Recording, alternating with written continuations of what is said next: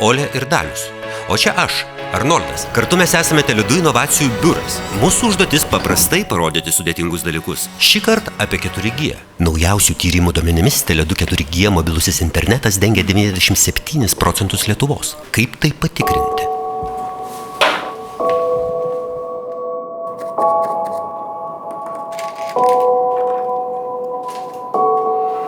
Sugalvojame pasigaminti automobilį, kuris važiuotų interneto greičiu, megabitai per sekundę lygų kilometrai per valandą. Tada galėtume leistis į kelionę po Lietuvą ir tiesiog patikrinti, kur tas 4G veikia, o kur ne.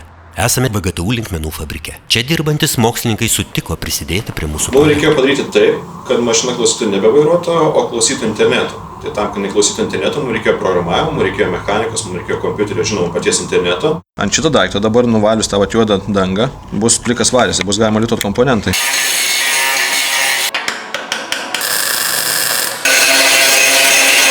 Nesimato tos siūlės, bet šitą taip jauri, tu dar visai nieko. Dėl to ir pasikviečiau, kad nesimato. Kaip širdis varinėja kraują, taip mūsų valdiklis varinėja elektros srovę. Sudėtinga buvo padaryti taip, kad vienas procesas nesikirstų su kitu. Na, įsivaizduokime, jeigu mes turime kažkokią ekstremalią situaciją, važiuojame ir priešpriešai turime mašiną, svarbiausia, kad sistema nepradėtų akceleruoti nelaiku ir stabdyti nelaiku, kad nesukeltų pavojaus vairuotojui ir aplinkiniams. Kodėl jis taip stabdo? Nežinau, bet čia yra realūs test drive'ai. Taip atrodo. Kiek valandų? Jau apie 12 dabar. Per daug užsijėmė, čia nėra darbo valandų, tarp kitko, tai dirbam tiek, kiek leidžia draugės. Automobilį jau galime išbandyti. Kas čia pypsi? Kas čia pypsi? Central Collision Avoidance sistema. Ai, čia kur susidūrimą.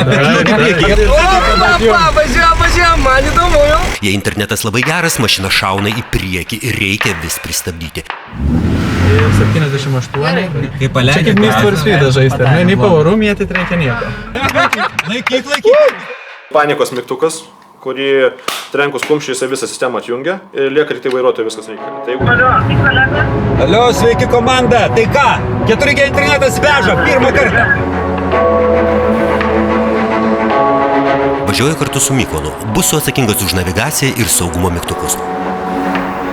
Mums iš paskos seka likusi inovacijų biuro komanda. Gal truputėlį paieškom iš šoną kažkokio keliuko įdomesnių tokių. Kaip galvoji?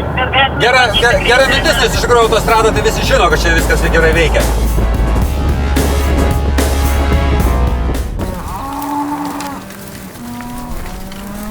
Kartais ir 4G internetas bejėgis.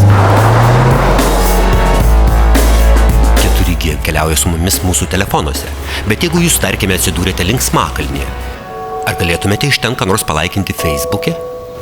Bet jau nemažai atsiliko. Tai pirmą kartą. Pažiūrėk, kas dabar pas mus. 120 mes turėsime atjungti sistemą. Čia tai greitis. Jeigu nori, paleiskime.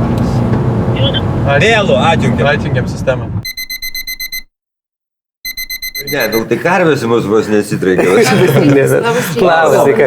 Paketą siunčia tam tikrų greičių ir kai vieną paketą pasiunčia lėčiau. Tai jis man viską pasakos. Aš net neįsivaizduoju, kokia čia galima važiavau. Tarsi viskas veikia. Aš tipo meistras turėjau taisyti kažką, bet man nėra ką taisyti. Aš tiesiog sėdžiu. Labai gerai.